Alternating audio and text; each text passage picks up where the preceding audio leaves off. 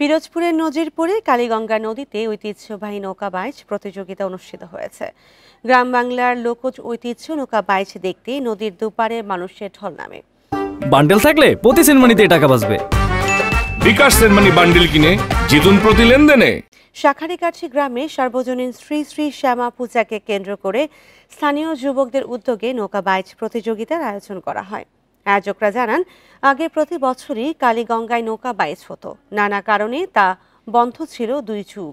দীর্ঘদিন পর উপজেলা প্রশাসন ও বিএনপির সার্বিক সহযোগিতায় নৌকা বাইচ প্রতিযোগিতার আয়োজন করা হয়। অনেক বছর পরে হয়েছে, তো আমরা সবাই অনেক সুন্দরভাবে এনজয় করছি। এরকম সামনে প্রতি বছর আমরা দেখতে পারি, এটা আমাদের সবার কাছে কাম্য। গত 17 বছরে এই প্রোগ্রামটি কিন্তু এই অঞ্চলে হয়নি। এখানে শ্রী শ্রী শ্যামা পুজো উপলক্ষে এই অঞ্চলের মানুষ এই প্রোগ্রামটি করেছে।